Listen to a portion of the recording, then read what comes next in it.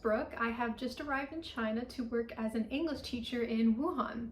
So as you may already know, in response to COVID-19, China still requires incoming travelers to quarantine in a designated hotel quarantine facility.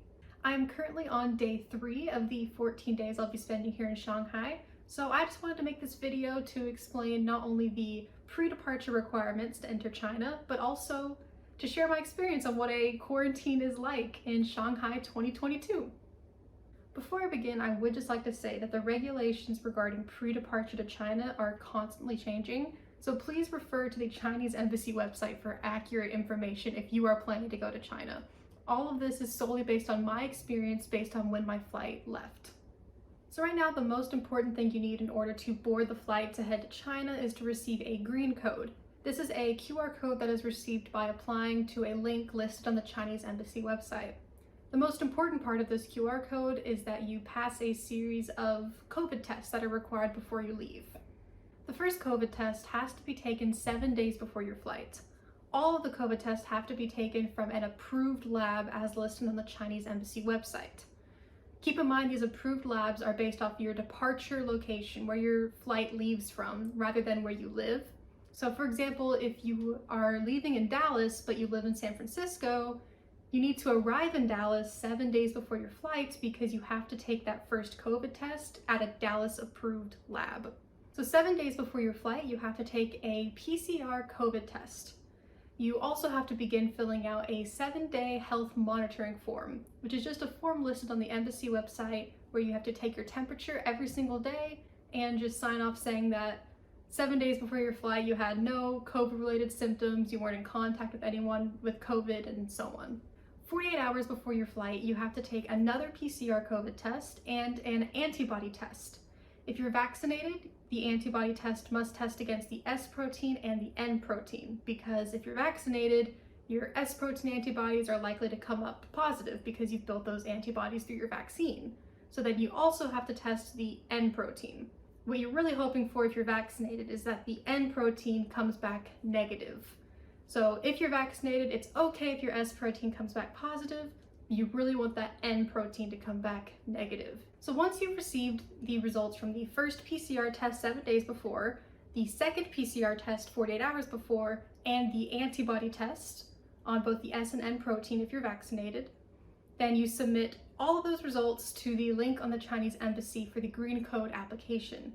You'll also need to submit other information like that 7-day health monitoring form, your vaccine card if you're vaccinated, a vaccine commitment form if you're vaccinated, and then just general travel information, your passport, your visa, your ID, and so on.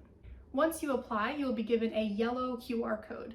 Yellow means that they are still reviewing your application and you have not yet received a green code. For me, it took about 10 hours and I received my green code, which I was informed of through email. Once you receive your green code, you'll see that it is valid for 48 hours from the point you applied for the green code. The important thing is that the green code is still valid when you are boarding your flight. You do not need your green code once you've landed in China. If you receive a red code, it simply means that you either will test positive for COVID in one of those tests, or that you simply didn't upload all of the documents correctly and you just need to resubmit the green code application. I recommend doing this as early as possible. You'll have to do it the day before your flight because you have to fill out information for the 7-day health form the day before your flight. So you can't do it 2 days before your flight, but I did it at 12:05 a.m. the day before my flight because again, it took 10 hours for them to get back to me. So I recommend doing it as soon as you can once you've received your results, and sometimes the day before your flight so you can finish filling out the 7-day health form. So after I got the green code, the day before the flight after 12 p.m., I also had to take an antigen COVID test. The results from the antigen test don't have to be submitted with your green code, but they will be presented when checking into your flight and once you arrive in China. Now, I think the rules have already changed with when you can take this test. For me, it was just the day before after 12 p.m., but be sure to check the Chinese embassy website for the new updated rules. So onto the flight. So once I got to the airport, at check-in there was a sign that gave information for those who were traveling to China. We had to scan a QR code and download an app, which let us fill out a customs health declaration form. This had similar information to the health code, except we did not have to re-upload the negative COVID documents. We just had to state that we didn't have COVID, didn't have symptoms, and so on. And then we also had to give information such as our contact in China, where we plan on going, what we plan on doing in China, and so on. This generated a black QR code. So once you have your black customs QR code and your green health code and your negative antigen test results, you're able to check in. You have to present all of these to the person at the check-in counter, but other than that, check-in is normal. After the check-in process, going through security and boarding your flight was completely normal, just like a regular flight. So because I'm leaving from the US, as of right now, there are only direct flights to China. You are not allowed to have a layover if you're leaving from the US. Now, I know this is different if you're going from the UK or from other countries, but from my experience from the US, there are only direct flights. So we did have a stop in Seoul, South Korea, but this was just a technical stop. We were not allowed to get off the plane. This was just a stop for crew change and a refueling before we entered China. So after about a 15-hour flight from Dallas, Texas to Seoul, South Korea, we waited for about an hour, and then we were off again for a short hour-and-a-half flight to Shanghai. During this flight to Shanghai, we were given a yellow customs form. Only foreigners were given this form, and we were meant to fill it out on the plane before we landed. Now, we never actually ended up using this form. I'll get to that later. But yes, we had to fill out a form while we were on the flight if you are a foreigner. Once landed in China, everything was actually really straightforward, from getting off a flight all the way to reaching your quarantine hotel. They really block it off, all the paths, so it's a lot of walking and a lot of checkpoints that you have to go through, but there's not a chance to wander, there's not a chance to get lost, so it's all really straightforward. You just present your information when you're asked to present it, pretty much. Now, I would recommend, just before getting off the flight, or right when you arrive, we had a chance to use the restroom. I highly recommend using it because for us, it was about 3.5 hours getting off the plane to arriving to our hotel, but I've heard it can be up to 5, even 6 hours, just depending on the hotel and depending on how busy the airport is that day. So highly recommend using the restroom while you can, because there won't be any opportunities throughout the entire journey. So once we got off the plane, the first checkpoint was to simply show a worker your black customs QR code. Now, I highly recommend, with all the QR codes you get during the entire experience, to screenshot them, because at this point you don't have Wi-Fi, so unless you already have data in China, you won't be able to pull up the QR codes from the websites. So definitely screenshot all of the QR codes throughout the entire process. So after showing the black QR code, you keep on walking until you reach a table where you fill out a form that gives consent to the nasal COVID test and a throat COVID test that you'll take at the airport.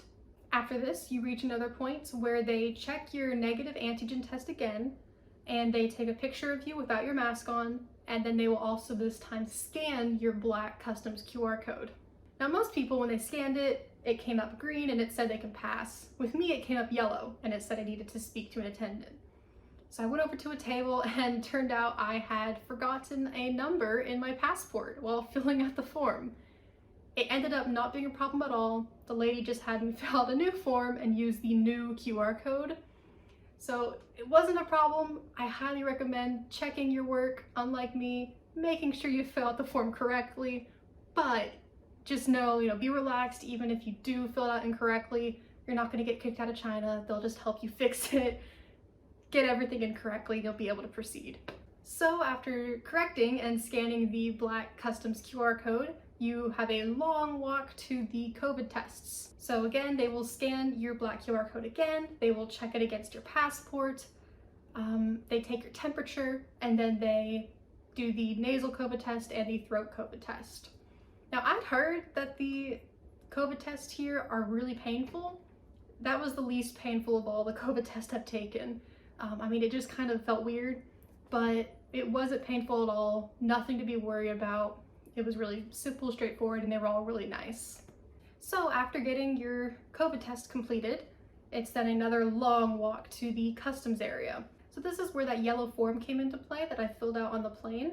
Now, when I got to the customs area, the man saw my yellow form and said, "Oh, no," and gave me a blue form which was nearly identical. It was just sort of rearranged, but it was the exact same information. So I'm not sure if they've just switched to the blue form and the airport didn't have the right form yet. I don't know what that was about, because I never had to turn in or give my yellow form. I just had to then fill out the blue form and then present the blue form to the customs worker. So customs was normal. I gave them the blue form. They asked questions such as, why am I here? How long am I going to be here? Who is my contact? They checked my visa and my passport, just your typical customs questions. I do recommend bringing paper copies or having a picture of your invitation letter or some other proof that you are in fact telling the truth, that you are hired to work in China, because even after seeing my visa and my passport and other information about the company I'm working with, they still wanted to see proof. So I was able to present the invitation letter and we were all good to go. Also, during the customs part, they will ask for your Chinese phone number and or address. And in my case, I don't yet have a Chinese number or address, but you are able to use the information of your Chinese contact. So I just presented the phone number of my contact here in China, and that worked perfectly. So I do just recommend, before you leave, talk to your contact, make sure you have the right information, and make sure that they know that you will be using their contact information if you have to present a Chinese phone number. After customs, it's off to pick up your bags. So your bags will be kind of wet because they will have already sanitized your bags. So after you take your bags, you start heading over to where you will wait for your quarantine hotel bus to arrive. Now, this is all split off based on where you're going after your first quarantine. So wherever you land in China, in my case Shanghai, you have to quarantine there first. How long just depends on that city's regulation. It's all on a city by city basis. So for me, it's 14 days in Shanghai. Now, if you were staying in Shanghai after the quarantine, it might be a longer period of time. I'm not sure what the rules are there, but those who were staying in Shanghai went to a separate area. People like me who were leaving Shanghai afterwards went to the other area, where we were then put into groups and again had to scan your final QR code. You scan a QR code, it leads you to a form where you fill out more travel information, your passport, your visa, your contacts information, and then you fill out where you'll be going, which city, which province you'll be traveling to after the first quarantine, after you leave Shanghai in my case. So once you have this QR code, again, screenshot it just in case, you will then present that QR code to the worker and give them your passport. You will not receive your passport back until you arrive at the quarantine hotel. So just know you will be giving up your passport, but you will receive it once you arrive. So then you wait for the bus to arrive. For me, it wasn't too long of a wait, only about 15 minutes, and then we all started heading down out of the airport to the bus. For me, it wasn't too long of a bus ride from the airport. It was only about 45 minutes. This was partially because Shanghai is currently in lockdown, so there was no traffic. So probably would have been a bit of a longer drive, but because there was no traffic, it was only about 45 minutes out of the airport into Shanghai at my hotel. Once we arrived at the hotel, we got out of the bus one by one, where we picked up our luggage, moved it aside, and more workers disinfected it again. After it was disinfected, we brought it into the hotel and began filling out all the paperwork. This paperwork included a consent form, just saying that you understand you will not be able to leave your room for 14 days, understand that you do have to pay for it, consent form for 2 more COVID tests, and then listing any allergies or food restrictions you might have.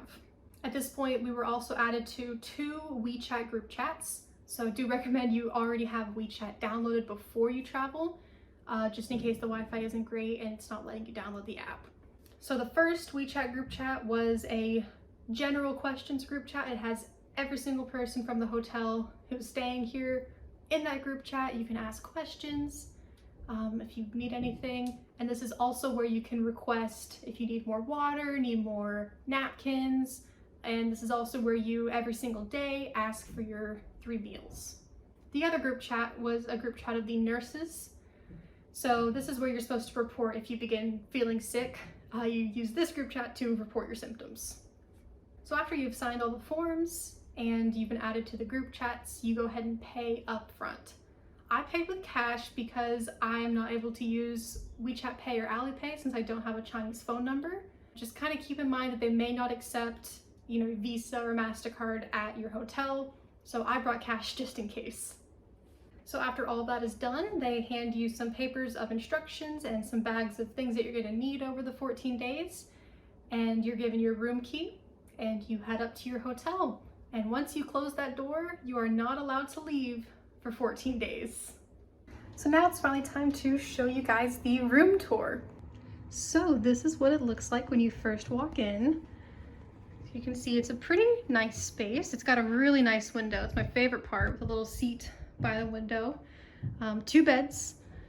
Let's go back here. This is where the bathroom is when you first walk in. So it's a pretty nice bathroom. Hello. It's got a really nice shower. And when you first get here, they have a bag of different amenities for you. So they have some toothbrushes, a bunch of cups, some bags of kind of paper towels, napkins. They give you 14 of these yellow waste bags. Every day at 1 p.m. you have to take out your trash in one of these bags and you have to tie it with one of these zip ties. And you put it outside of your door every day at 1 p.m. They also give, things like toilet paper, a little microfiber towel, and just kind of your general things that you need. At any point, you can request more toilet paper, more bags if you need it, anything like that, free of cost. So they also gave us these chlorine tablets, which you're supposed to put 10 in the toilet before you use the restroom. And then before you flush, you have to let it sit for like 30 minutes at least, and then you can flush the toilet. I don't really know why, but yeah, it does make the bathroom smell pretty strong of chlorine, though they did say you can open the window if it gets too strong in the room.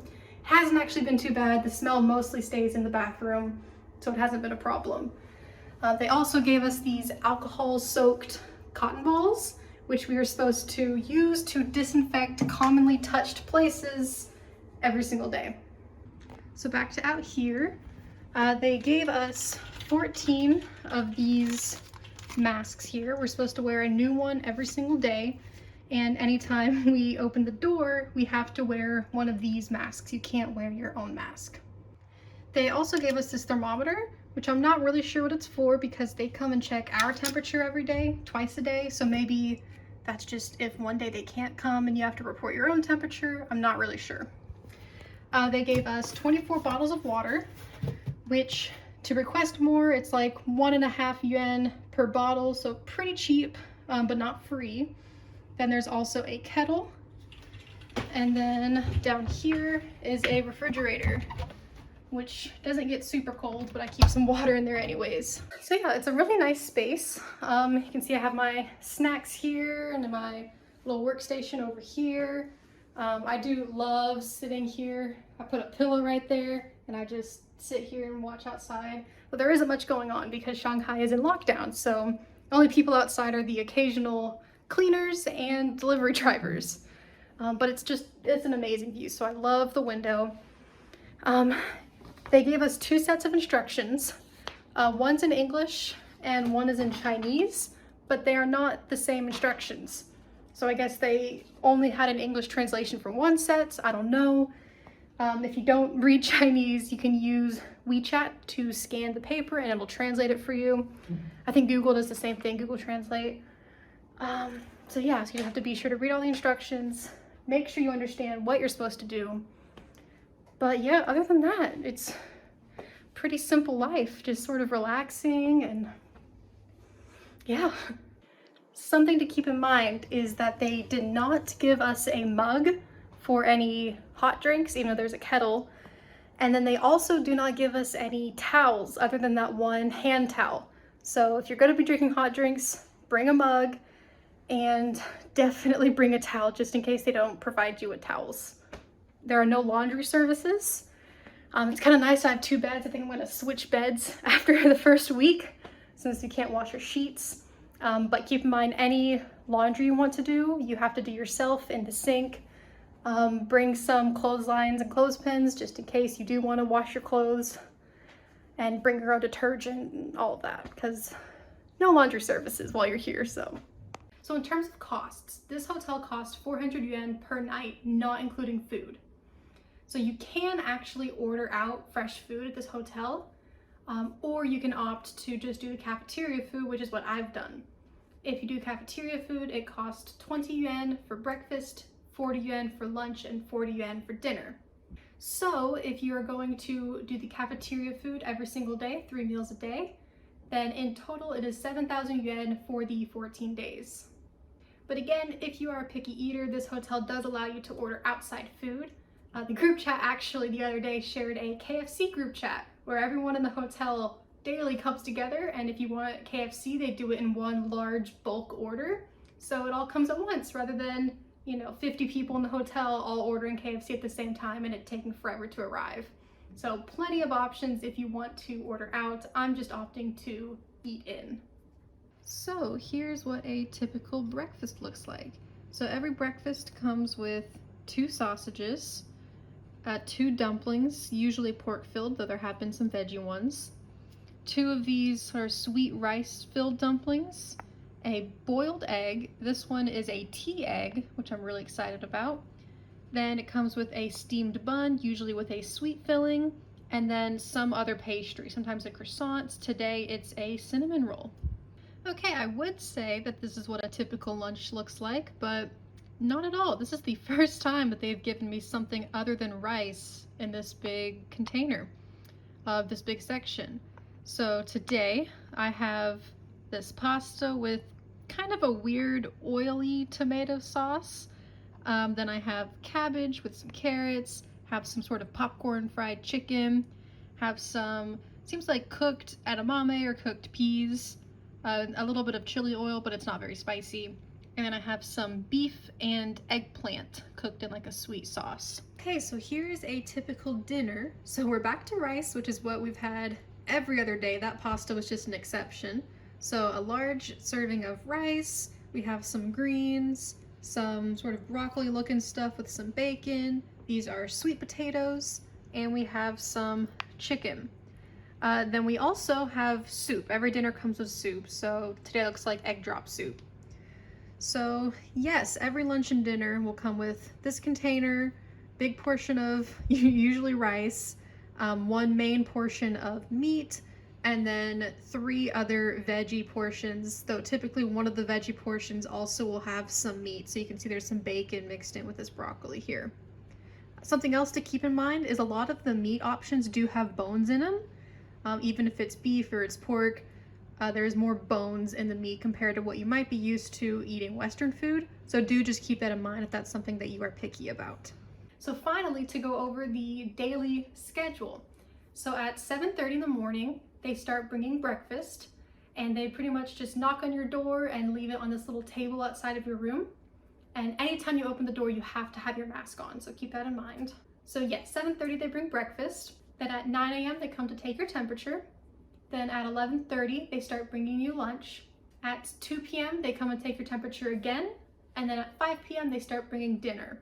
And then again, between 1 and 2 p.m. you have to put your trash outside on the floor, not on the table, but on the floor. And then for this hotel, they will take a COVID test on the 7th day and on the 14th day. You won't get the results back for the 7th day unless you ask, but they will give you the results for the 14th day because you will need that in order to travel to your next destination.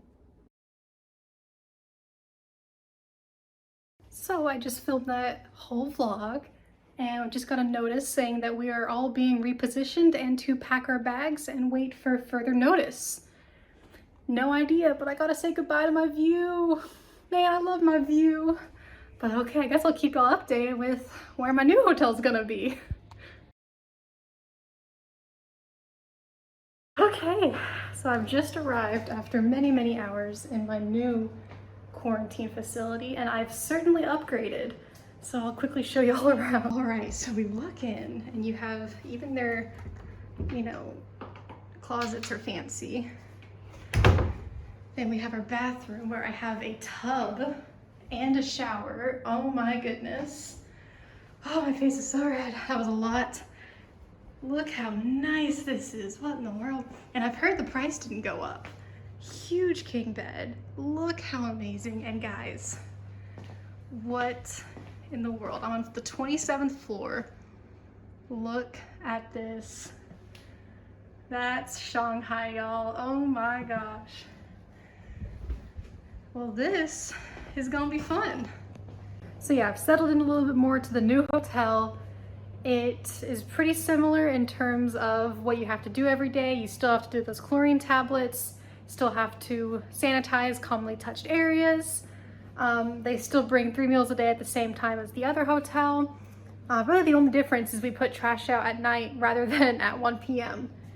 Other than that, it's just an extreme upgrade in quality compared to the other hotel. And because we already started the quarantine for the other hotel, we get this at the same price as the first hotel.